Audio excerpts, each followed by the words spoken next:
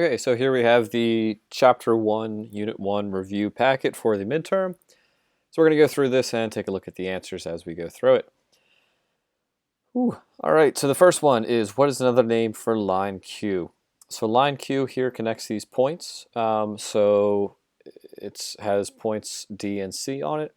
So we can write that as CD. Of course, we want the little line logo on top. You need to have the little line logo on top.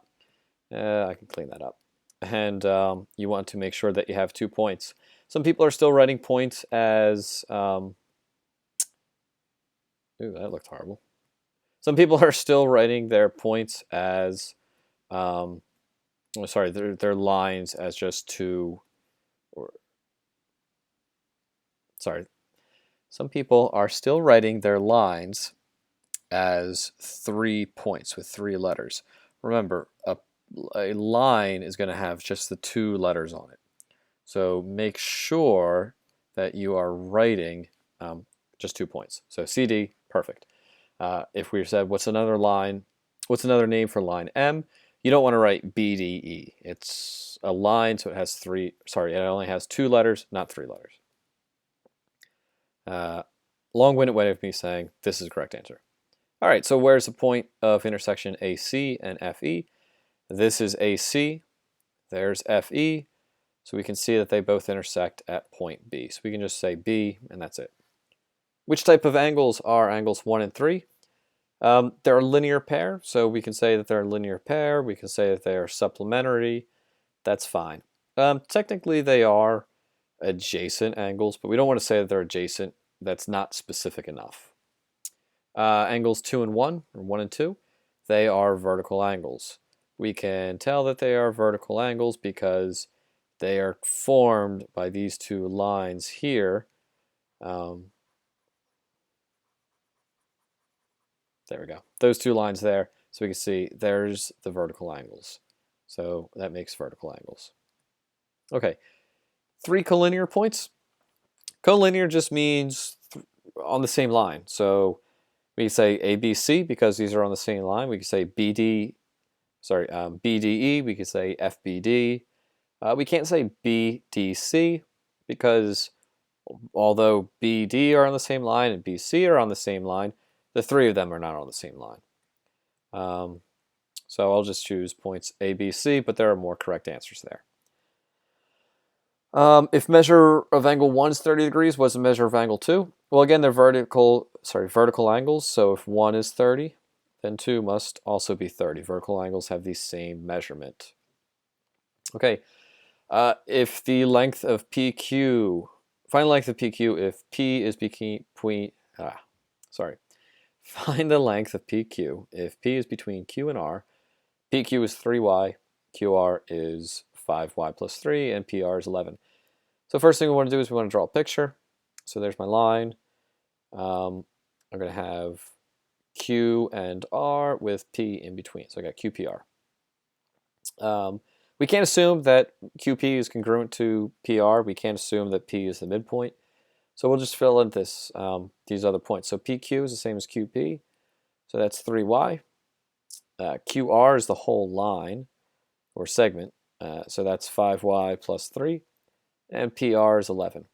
So here we can see that we have a little bit of a segment addition equation where we have this portion 3y plus 11 is going to be equal to the whole line segment 5y plus 3.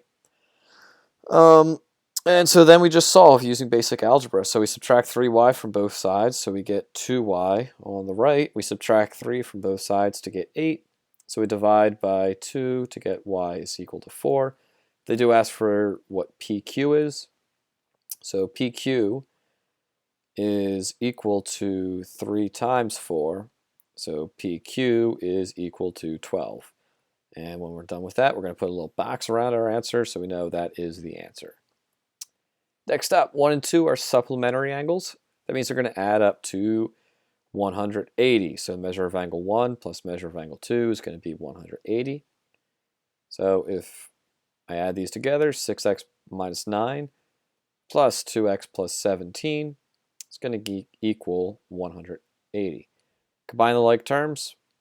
6x plus 2x is 8x. Negative 9 plus 17 is plus 8. This is going to give me 172.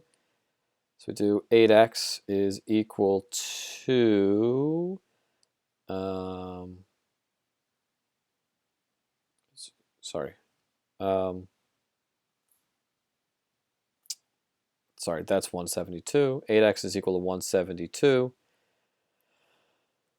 This is going to be 180. So to find out what x is equal to, we divide 172 by 8. And I think that is 21.5. So 21.5 is the correct answer. Next up, we have PQ is congruent to RS. So if PQ is 16x minus 9 and RS is 13, we could just set up real simply. 6x minus 19 equals 13. So 16x is equal to 13 plus 19, which is going to be 32. So x is equal to 2. Yep, that's it. Moving on to the next page. Oh, good. These shapes. Remember, regular means that all the angles and all the sides are congruent. Irregular means they're not. Concave means that they sort of bend in towards each other, and convex means they pop out. So the way we can tell if it's convex or not is if we extend all these lines, we can see that they don't actually intersect on the inside. They're all going to cross or intersect on the outside. That's a good way to see that this is convex. So this is convex. Also, all the angle measurements are the same length, and all the angles are the same. All sides are the same, all the angles are the same, so it's regular. Here we can see all the sides look the same, but the angles are not the same. So this is irregular, but it is also convex. Here we have these sides popping in, so that's going to be concave. And while again the sides are all the same measurement, the angles are different, so that is irregular. 13, we have RTS is 3x plus 5, so we can write that in the picture. Sorry, 3x plus 15. And what's x going to be equal to? So that TR is perpendicular to TS. That's going to make this a right angle. So we need to solve for this situation where 3x plus 15 is equal to 90. If we subtract 15 from both sides, we get 3x is equal to 75. So x must be 25. Then for question 14, we have, we can actually use the same picture because it describes the same situation. It says that PTQ is 4y plus 30. QTR is 6y minus 10. Find the value of y so that PTR is a right angle. So again, these two smaller angles make up the right angle. So 4y plus 30 plus 6y minus 10 must equal 90. So we get 10y plus 20 equals 90. Subtract 20, we get 10y is equal to 70. So y must be equal to 7. Yep, and that's what they wanted us to find. Okay, midpoint and distance formula, and I believe that's it. Yep, that's it.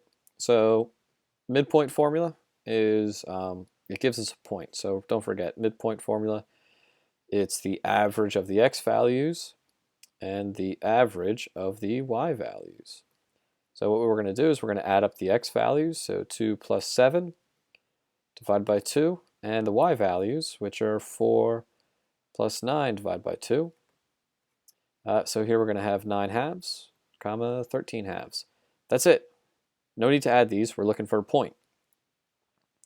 For the next one, we're going to have 6 plus 0 over 2, comma 2 plus negative 4 divided by 2. So 6 plus 0 is 6, divided by 2 is 3, and negative 2 divided by 2 is negative 1. So those are our two answers. And finally, the distance formula. So distance formula, again, is going to be distance is equal to the square root of x2 minus x1 squared plus y2 minus y1 squared. Basically, the difference of the x values squared plus the difference of the y values squared. So we're going to have 7 minus 2 squared plus the difference in the y values, which is 5 minus 4 squared.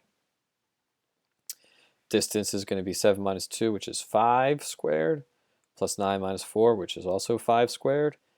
So that's 25 plus 25, which is the square root of 50. We can leave it like this. In Algebra 2, you're going to figure out how to reduce this, but you're not in Algebra 2 now, so don't worry about that.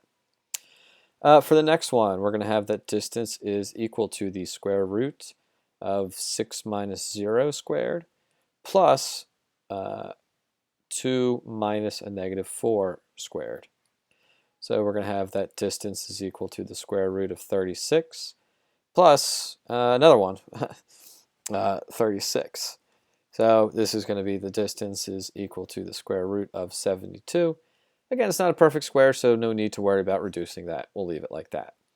And that's it. So we went through this pretty quickly, but check these to make sure that you're doing the right method. And yeah, continue to ask questions.